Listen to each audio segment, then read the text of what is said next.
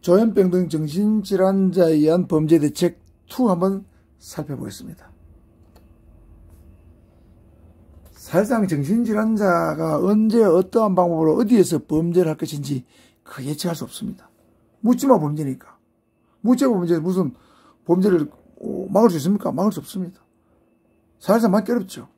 그래서 이런 어떤 조현병 환자에 의한 어떤 범죄는 이 사람들이 범죄를 저지를 수 있는 요인을 사전에 제거하거나 완화시키는 그러한 대책이 제가 볼 때는 올바른 대책이 아닌가 생각합니다.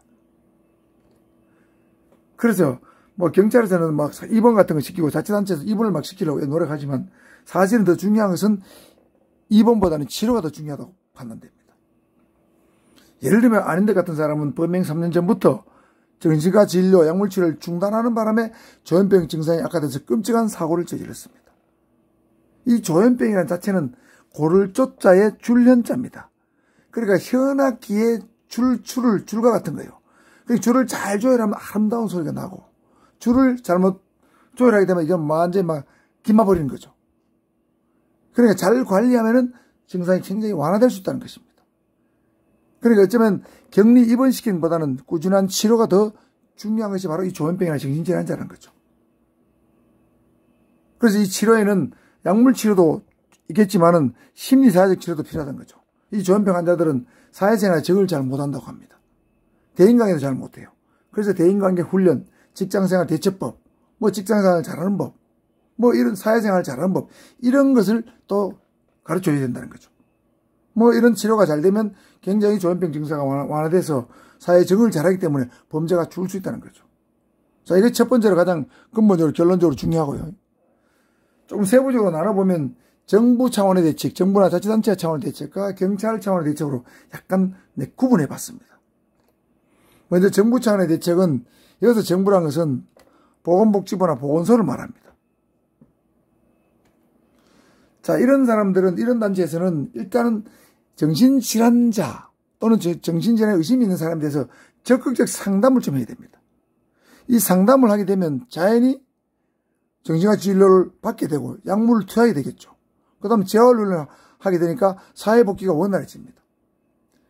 그래서 숨어있는 어떤 정신질환자, 이런 사람을 찾아내서 또 치료를 잘 받지 않고 있는 사람을 적극적으로 찾아가서 또 상담하는 그런 것들을 우선해야 될 것 같아요. 그런데 경찰은 할 수가 없지 않습니까? 전문가도 아니고 자기 일도 아니니까. 어차피 이거는 정부나 자치단체에서 해야 되는데 이런 인력이 부족하기 때문에 이런 분야의 인력 충원도 앞으로 정부에서 자치단체에서 지속적으로 먼저 돼야 될 것 같아요. 두 번째는 보호 의무자에 의한 입원 조치가 적극적으로 시행될 필요가 있습니다. 뭐 입원하는 방법이 여러 가지가 있는데 본인이 자유로 하는 방법, 보호 의무자의 동의를 받아서 하는 방법, 보호 의무자가 신청해서 하는 방법이 있어요. 요겁니다. 정신건강복지법 43조에 보면 보호 의무자에 대한 입원이 있어요. 보호 의무자는 예를 들면 뭐 후견인 또는 부양 의무자라고 그랬죠. 이런 사람들 2명 이상 또는 보호 의무자가 1명 밖에 없을 때는 1명의 신청이 있고 그 다음에 정신건강의학과 전문인데 이 사람은 정신과 의사입니다. 의사가 입원이 필요하다고 진단했을 경우는 입원시킬 수 있다는 거죠. 그런데 인권 침해 우려가 있기 때문에 옛날 그 헌법재판소 결정처럼 두 가지 요건을 동시에 갖춰야 돼요. 정신질환자가 입원 치료나 요양을 받을 정도의 심각한 정신질환을 앓고 있다. 두 번째는 정신질환자가 자기 또는 타인에게 해를 끼칠 중대하고 직접적 위험이 있다. 위험성과 정신질환의 심각성을 동시에 입증하는 그런 진단이 선행된 날 존재해서 입원시킬 수 있는 것이죠. 이런 정도 되면은 범죄든지 범죄를 저질 수 있으니까 입원시켜야 됩니다. 경찰이 입원시키는 게 아니고 보호의무자가 입원을 주도하는 것이죠. 그러면 약 2주 범위 안에서 입원이 가능합니다. 물론 추가로 다른 요건을 갖추면 입원이 가능하기도 하죠. 그래서 사회로부터 격리시키는 거죠. 자, 이런 조치가 필요하고 세 번째는 행정입원 절차를 적극적으로 시행하는 겁니다. 요거는 정신건강보건복지법 44조 1항에 근거하고 있습니다. 요거는 정신과 의사가 정신질환자가 누구에게 해를 끼칠 위험이 있다고 의심되는 사람을 예를 들면 발견했을 때는 시도지사나 시군구청장에게 진단과 보호를 신청할 수 있는 거예요. 보호라는 것은 예를 들면 입원 같은 조치죠. 행정입원입니다. 행정기관에다가 입원을 신청하는 거죠. 정신과 의사가. 이런 법적 근거가 있습니다. 이런 걸 통해서 격리시키는 거죠. 그리고 정신과 의사가 치료도 하지만 도저히 안 될 때는 시군구청장에게 입원시켜달라 요청할 수 있는 것이죠. 그 다음에 경찰의 대책을 한번 살펴보면, 자, 응급 입원을 시킬 수 있는 법적 근거가 있습니다. 정신건강복지법 50조입니다. 원래 변명이 이렇게 긴데 줄여서 정신건강복지법입니다. 옛날엔 정신보건법이었는데 여기 바뀌었어요. 복지란 말이 들어갔습니다. 자, 이 50조에 보면 이런 내용이 나옵니다. 정신질환자로 추정되는 사람이 자신의 건강 안전이나 다른 사람에게 해를 끼칠 위험이 큰 사람을 발견한 사람은 자의입원, 동의입원, 보호무자에 의한 입원, 시군구청장에 의한 행정입원을 시킬 시간적이 없을 때는 의사와 경찰관의 동의를 받아서 정신병원에 응급입원을 의뢰할 수 있다. 누군가가 정신질환자를 발견했는데 해를 끼칠 위험이 높다. 그럴 때는 의사와 경찰관의 동의를 전제해서 입원시킬 수 있는 거죠. 그런데 만약에 경찰관이 발견했다면 경찰관이 또 이 법에 근거해서 응급입원을 의뢰할 수 있겠죠. 의사의 동의만 받으면. 이럴 때는 3일 이내의 기간만 응급입원이 가능합니다. 그리고 더 나아가서 계속 입원이 필요하면 어떤 요런 입원 있죠. 41조부터 44조까지 추가로 입원시킬 수도 있고 즉시 요건이 안 되면 퇴원시킬 수도 있습니다. 어쨌든 3일간 입원은 가능하다는 거죠. 이게 응급입원입니다. 문제는 제가 며칠 전에 어떤 지구대 경위를 하나 만났는데 정신질환자가 지구대 친구대에 나갔습니다. 근데 응급입원을 시키러 갔더니 의사가 병실이 없다는 이유로 거부하는 거예요. 그래서 여러 병원을 돌았다는 거예요. 시간을 엄청나게 소모했어요. 그러니까 돌다 안 돼가지고 열받아가 마지막 병원에 가서는 이런 식으로 병실이 없다는 이유로 다 안 받아주면 내가 병원에서 이렇게 서비스를 거부한다, 정신질환 입원을 거부한다 이로 해가지고 기자한테 제보하겠다 하니까 그때서 바로 받아주더라는 거죠. 그러니까 의사도 협조를 잘 안 한다는 거예요. 왜? 병원비를 받아 가만히 희망하니까.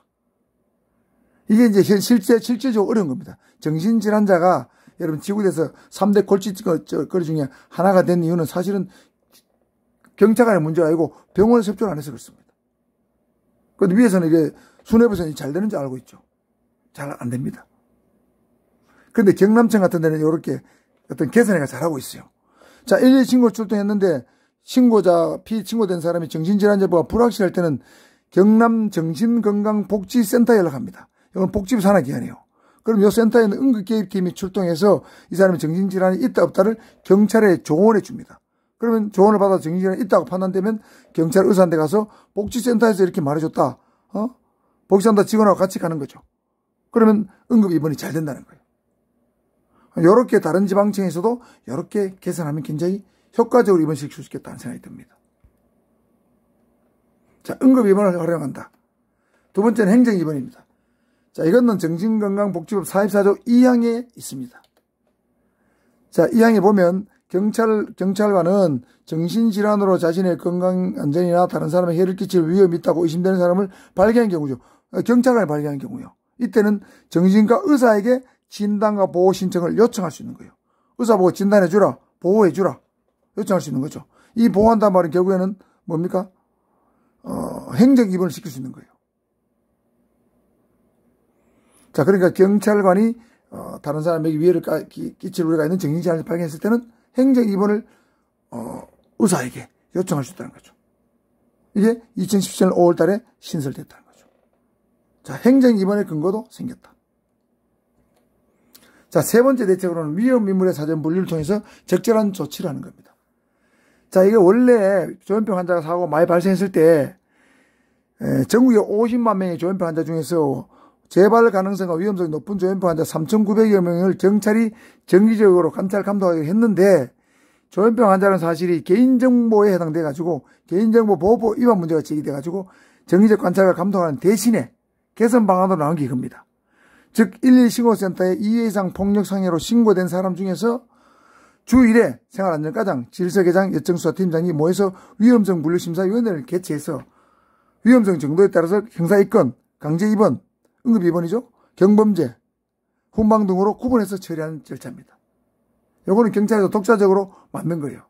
근데 이런 수험생 여러분 이런 거 알 수 없거든요. 저도 경찰청에 가서 알았으니까. 그래서 이런 얘기를 하려고 하면 이렇게 똑같이 말하지 말고 예를 들면 위험성이 높은 사람들 1, 2 신고센터에 신고된 사람 중에서 2번, 3번 똑같은 폭행, 상해 이런 걸로 신고된 사람이 있으면은 이런 사람들을 따로 모아서 뭐 주 1회, 2회 생활안전과장 주관으로 위원회를 개최해서 위험성을 분리해서 뭐 입건 강제 입원, 뭐 훈방, 경범죄 이렇게 처리하면은 저는 좋을 거로 생각합니다. 이런 정도로 답을 하는 것이 저는 좋다고 생각을 합니다. 자, 정리 요약해 보면 정부나 자치단체에서는 적극적 상담을 해서 진료나 약물 치료, 재활은 사회복귀를 지원하고 보호 의무자에 의한 입원, 행정 입원을 적극적으로 하는 것도 하나의 방법이 될 수 있겠고요. 경찰은 응급 입원, 행정 입원 이런 걸 적극적으로 시행하고 법적 근거가 있으니까 자체적으로는 위험 인물 분류 심사위원회 같은 걸 만들어서 위험성 정도에 따라서 적절하게 조치하는 이런 것도 하나의 방법이 될 수 있다는 거죠. 물론 이 입원 이런 각종 입원하는 과정에서 과거에는 말이죠. 무리하게 막 형제 자매들이 정신병을 강제 입원시킨 경우가 많았어요. 그래서 인권 침해가 굉장히 많이 발생했죠. 그래서 이런 강제 입원시키는 과정에서 인권 침해가 발생하지 않도록 소정의 어떤 절차, 소정의 서류들을 잘 구비해야 된다는 그런 것들도 여러분이 경찰관들은 고려할 필요가 있다. 심각하게 고려할 필요가 있다. 그런 고려의 바탕 위에서 인권 침해를 하지 않는다는 어떤 바탕 위에서 이런 적절한 조치들이 동시에 이루어지면 조현병 등 정신질환자에 의한 범죄에 대해서 어느 정도 좋은 대책이 되지 않겠는가 저는 그렇게 생각합니다. 제가 이제 연구를 해보는 게 이 정도인데 혹시 여러분 중에 더 좋은 대책이 나올 수도 있습니다. 여러분끼리 토의를 해보시고 좋은 대책, 좋은 방법이 있으면 면접에서 또 제시해서 좋은 성과를 냈으면 좋겠습니다. 자, 이상으로 조현병 등 정신질환자 범죄 예방 대책 영상 강의를 모두 마치도록 하겠습니다. 수고하셨습니다.